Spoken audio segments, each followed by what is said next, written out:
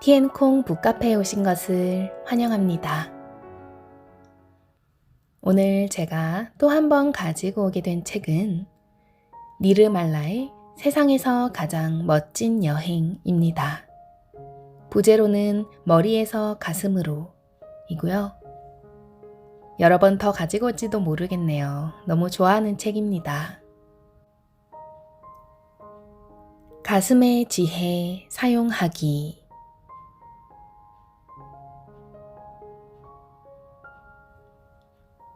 가슴의 진실 감지 능력을 탐구하고 활용하는 하나의 실용적인 방법은 선택을 할 때마다 가슴으로 점검하는 것입니다. 그렇게 함으로써 어떤 선택이 더 진실한지 찾아낼 수 있습니다. 하지만 상대적인 선택, 예를 들면 무엇을 할 것인가, 무엇을 먹을 것인가, 어디에서 살 것인가, 누구와 결혼할 것인가 등등은 그 차이가 미미할 수 있습니다.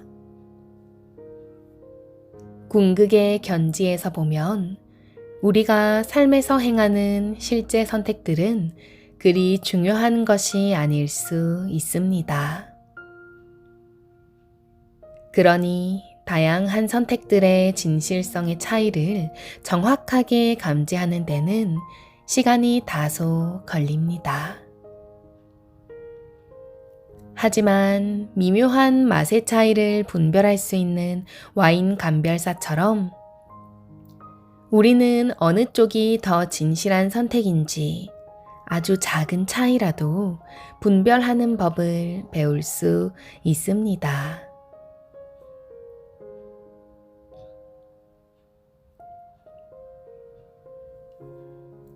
어떤 선택이 얼마나 진실한지 가슴으로 점검할 때 가능하면 많은 선택들을 고려하는 것이 도움이 됩니다.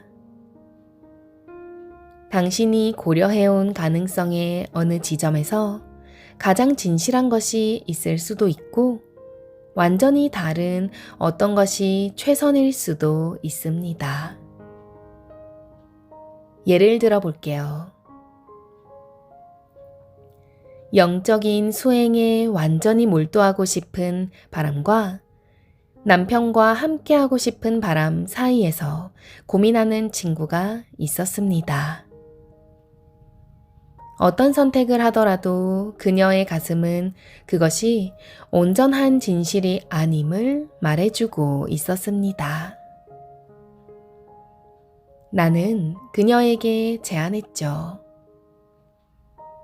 배우자와 함께 하면서도 상당한 기간 동안 영적인 수행을 하기 위해 떠날 수 있을 것이라고요.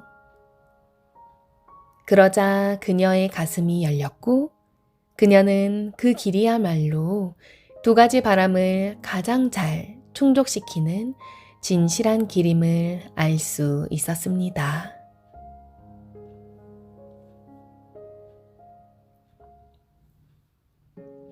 명상수련법. 당신이 지금 고려하고 있는 한 가지 선택사항에 대해 생각하세요. 그다지 중요하지도 않고 시급하지도 않은 것을 고르는 편이 좋을 것입니다. 그래야 당신이 선택하는 것들의 진실성을 비교하는 과정을 잘 알 수 있을 테니까요. 가능하면 여러 선택사항의 목록을 만드십시오. 그리고 선택사항들 사이에 존재하는 것들도 반드시 집어넣으세요. 처음 두 가지 선택사항과는 완전히 다른 것들도 포함시키도록 하세요.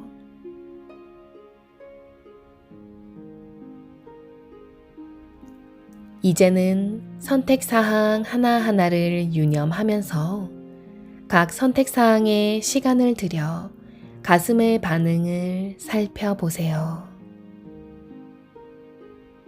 선택사항에 대한 생각을 유지하면서 그러한 선택을 한 자신의 모습을 묘사해 보십시오.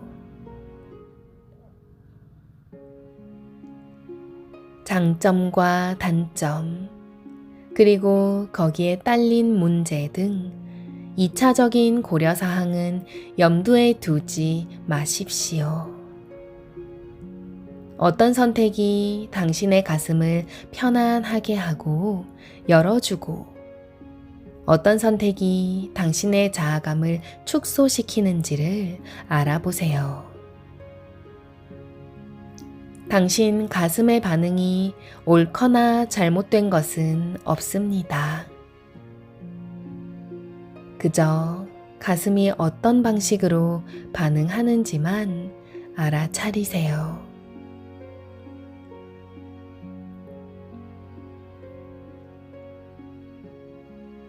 무엇을 선택하든 상관없다는 생각을 포함시키세요. 많은 경우 선택에 관한 가장 큰 진실은 당신이 무엇을 선택하느냐는 사실상 중요하지 않다는 점입니다. 그렇다면 그러한 생각이나 관점은 당신에게 그냥 존재할 가장 큰 여지를 주고 가장 거대한 자아감을 가져다 줄 것입니다.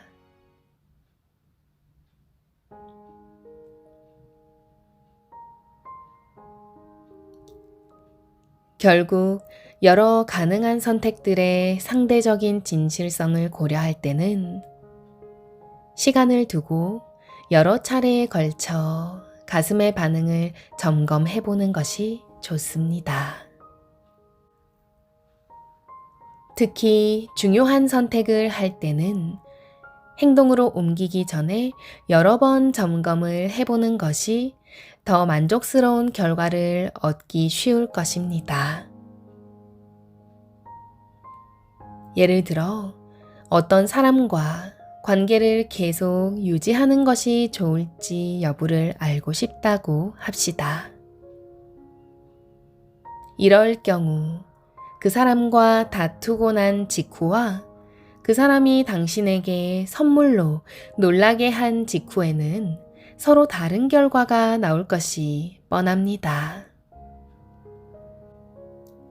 긴 시간을 두고 무엇이 진실인지 알아내는 것이 현재 순간에 무엇이 진실인지 아는 것보다 더 큰 그림을 그리게 해주겠지요.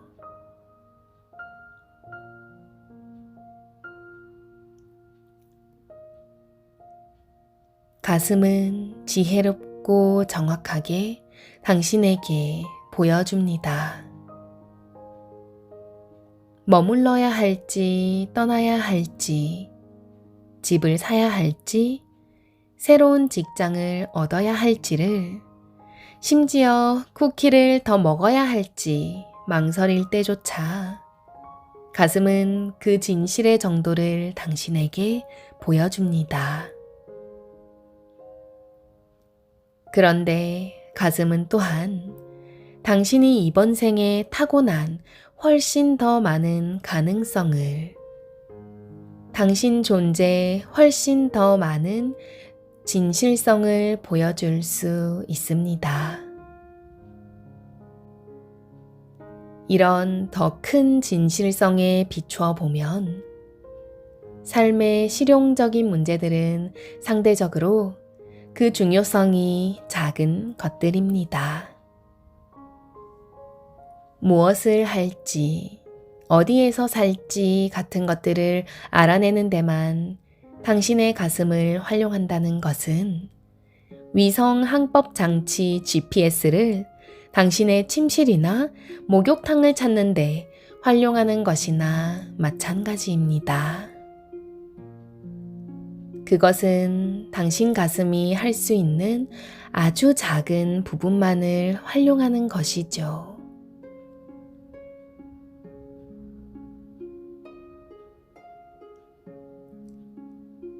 날이면 날마다 당신의 가슴을 따르는 것은 당신이 이러한 차원에서 작용하는 당신 존재의 풍요로움과 만나도록 해줄 수 있습니다. 그럴 때 당신은 또한 모든 생명과 만나는 존재의 더 큰 진실과 더 깊은 움직임에 반응하여 당신의 가슴이 활짝 열리는 것을 발견할지도 모릅니다.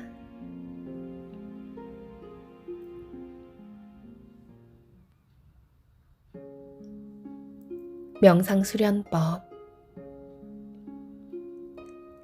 잠시 동안 지금 여기에서 평화로운 기운을 감지해 보세요. 지금 여기에 얼마나 많은 평화가 흐르고 있는지, 조금밖에 없는 건 아닌지 하는 등의 걱정은 하지 마세요. 그저 당신이 어떤 평화를 감지할 수 있는지에만 주의를 기울이세요.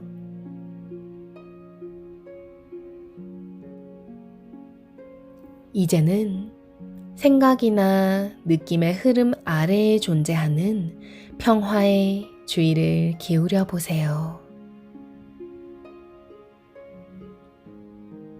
그러한 경험 안에 있는 깊은 고요와 평화의 본성을 감지하도록 자신에게 허용해 보세요.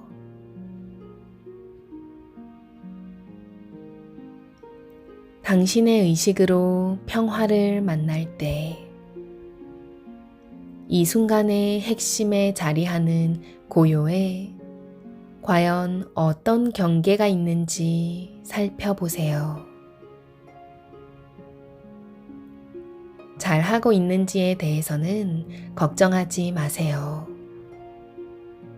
그저 지금 여기에 존재하는 평화를 가능한 한 충분히 음미하기만 하세요.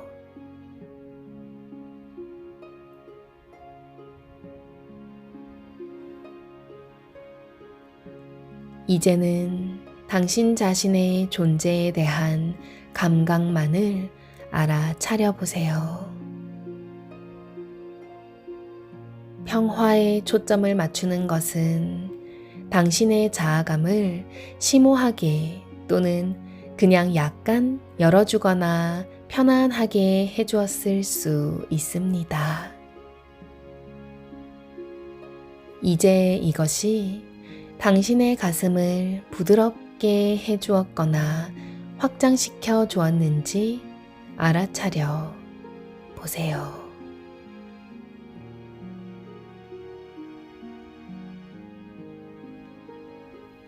네, 책 내용은 여기까지입니다. 저자 니르말라의 표현들은 따뜻하고 부드럽긴 한데 좀 많은 분들께서 말이 쉽지 잘 안 된다는 그런 피드백이 있더라고요. 좀 더 제가 쉽게 설명을 해보자면 그냥 우리는 살아가면서 수많은 고민과 선택의 기로에 서잖아요. 누군가가 연락이 왔는데 답장을 할지 말지 혹은 함께 뭔가를 하자고 제안이 들어왔는데 이걸 하는 게 과연 맞을지 안 하는 게 맞을지 근데 고민이 된다는 건 잘 모르겠다는 뜻이잖아요. 내 머리로는 결론이 안 나온다는 거죠. 미래를 우리가 완전히 알 수 없으니까. 저도 그렇게 답답할 때 이 방법을 가끔씩 써보거든요. 근데 너무 명쾌해요. 물론 가끔 애매할 때도 있어요. 근데 제 가슴이, 제 심장이 그 답을 알려줄 때가 참 많더라고요. 머리보다 확실히 가슴이 더 지혜로운 것 같고 우리의 가슴을 전적으로 믿는다면 그런 고민과 머리 아픈 시간들이 많이 줄어드는 것 같아요. 그래서 누군가가 저에게 뭔가를 하자고 제안을 했었는데 정말 너무 고민이 되는 거예요. 사실은 그게 나도 할 수 있는 상황이고 너무 좋다면 바로 하자고 제가 말을 했겠죠. 근데 좀 애매했거든요. 그때 이 심장지성에 물어보는 방법이 생각이 나더라고요. 그래서 혼자서 조용히 눈을 감고 그 허락했을 때와 안 했을 때 이 두 가지의 상황을 시뮬레이션을 해보는 거죠. 함께 하자고 하고 난 대답을 하는 장면을 상상하면서 천천히 숨을 들이쉬고 내쉬면서 저의 심장의 반응을 느껴보는 거예요. 근데 굉장히 답답하더라고요. 가슴이 작아지는 느낌? 숨이 가빠지고 답답한 느낌. 그러니까 편안하지 않았던 거죠, 제 가슴이. 그러고 제가 마음은 하고 싶은데 좀 힘들 것 같다라는 대답을 하는 또 그 장면을 상상을 하니까 가슴이 막 편안해지는 거예요. 숨도 이제 편안하게 길게 쉬어지고 이쪽 편이 좀 더 제 마음이 편안하다는 걸 감지를 할 수가 있었어요. 그러고 나서 내 가슴은 하지 않는 쪽으로 답을 주고 있구나 라고 느꼈어요. 알아차렸죠. 그러고 나서 제가 그분한테 힘들 것 같아요 라고 얘기를 했냐 하면 사실 그것도 아니었어요. 근데 또 물어봐 오시면 그렇게 대답해야지 라고 저 스스로 알아차리고 마음을 먹었죠. 그러고 나서 어떻게 됐냐면요. 묻지도 않으시더라고요. 제가 그렇게 마음을 편안하게 먹고 나니까 물어봐 오셔도 괜찮을 수 있었는데 심지어 물어오지도 않으시더라고요. 다시 돌이켜보니까 그분도 저의 마음이 통해서 아셨을 것 같기도 하고요. 그리고 물어보지도 않을 걸 가지고 제가 혼자서 고민하고 있었다는 또 알아차림도 있었죠. 모든 상황에 이렇게 잘 적용되진 않아요. 그래서 이 책에 보면 가슴뿐만 아니라 머리, 가슴, 혹은 심장, 그리고 하단전, 우리 단전이라고 보통 말하죠. 까지도 이렇게 그쪽으로 바라보고 느껴보는 그런 연습을 많이 시켜요. 근데 가슴이 가장 명확하죠. 간단하고. 그리고 방금 읽은 파트에서 말했다시피 잘 모를 때가 많다고, 그리고 여러 번에 걸쳐서 물어보라고. 지금의 내 상황과 또 몇 시간 뒤의 내 상황은 달라질 수 있으니까요. 계속 하다 보면 감각이 좀 생기는 것 같고 가슴에 물어봐야지 하는 생각도 자주 떠오르는 것 같아요. 네, 여기까지 가슴의 지혜를 활용하는 방법에 대해서 읽어드리고 또 저만의 생각과 경험을 말씀드려 보았습니다. 늘 들어주시고 함께 해주셔서 감사합니다. 사랑합니다. 다음에 또 만나요.